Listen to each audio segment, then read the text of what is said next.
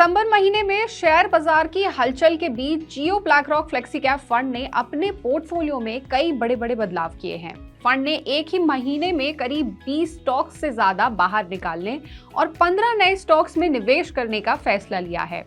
ये बदलाव सिर्फ आंकड़ों का खेल नहीं है, बल्कि ये फंड की बदलती रणनीति और बाजार को लेकर उसके नजरिए को भी दिखाता है।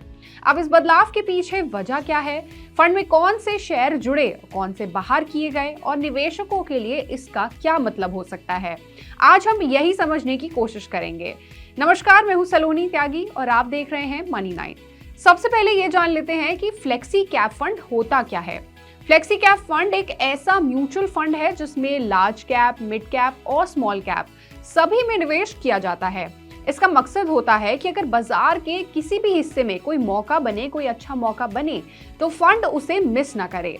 और जियो ब्लैकरॉक का फ्लेक्सी कैप फंड समय समय पर अपने पोर्टफोलियो में बदलाव करता है ताकि निवेशकों को, इन्वेस्टर्स को बेहतर रिटर्न मिल सके। दिसंबर महीने में इस फ्लेक्सी कैप फंड ने एक बड़ी पोर्टफोलियो रीशफलिंग की। करीबन 20 स्टॉक्स को बाहर निकाला गया, 15 नए स्टॉक्स को जोड़ा गया और बहुत से शेयरों में हिस्सेदारी बढ़ाई और घटाई गई। यानी फंड मैनेजर ने अपनी निवेश रणनीति को काफी बदल दिया है ताकि आने वाले समय में अच्छा रिटर्न मिलने की संभावना जो है वो बढ़ सके। सबसे पहले उन शेयरों की बात करते हैं जिनमें फंड ने अपनी हिस्सेदारी बढ़ाई है। फंड ने अडानी ग्रीन एनर्जी के शेयरों को लगभग ट्रिपल कर दिया। 11,192 शेयरों से बढ़ाकर 39,968 शेयर कर दिए गए।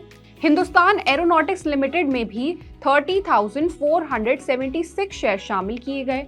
HDFC बैंक के लगभग 2.57 लाख शेयर खरीदे। भारतीय एयरटेल के करीबन 2.52 लाख शेयर लिए गए।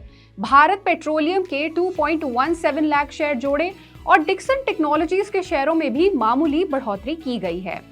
इन शेयरों को चुनने के पीछे फंड की सोच ये रही होगी कि ये कंपनियां मजबूत प्रदर्शन करने वाली और फ्यूचर में बेहतर मुनाफा देने वाली हो सकती हैं।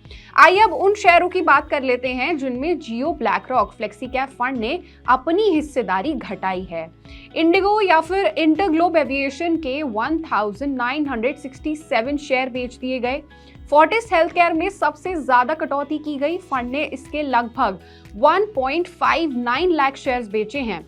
TCS के 50,249 शेयर्स बेचे गए और रिलायंस इंडस्ट्रीज के करीबन 36,530 शेयर्स को कम किया गया। फंड ने कुल 20 कंपनियों को अपने पोर्टफोलियो से बाहर निकाल दिया है। इनमें SAIL, Bosch, Thomas Cook, Petronet LNG, Paytm, Tata Motors, passenger vehicles, Power Grid Corporation of India और कई बड़े बड़े नाम शामिल हैं। ये कदम इस बात का संकेत है कि फंड मैनेजर ने सोचा कि ये स्टॉक्स अब अभी के मार्केट में उतने आकर्षक, उतने अट्रैक्टिव नहीं रह गए हैं। इसके अलावा फंड ने 15 नए शेयर पोर्टफोलियो में शामिल भी किए हैं, जैसे JSW Steel, Asian Paints, Brainbees Solutions या फिर First Cry, Indian Oil Corporation, Apollo Tyres और भी कई बड़े बड़े नाम। इस बदलाव के साथ फंड का कुल एसेट अंडर मैनेजमेंट भी बढ़कर 2,496 करोड़ रुपीस पर आ गया है। ये दिखाता है कि निवेशकों का विश्वास मजबूत है जियो ब्लैकरॉक फ्लेक्सी कैप फंड में और लोग इस फंड में और पैसा लगा रहे हैं।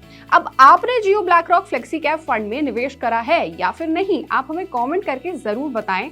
और ऐसी ही और खबरों और अपडेट्स के लिए जुड़े रहिए हमारे साथ और देखते रहिए मनी 9।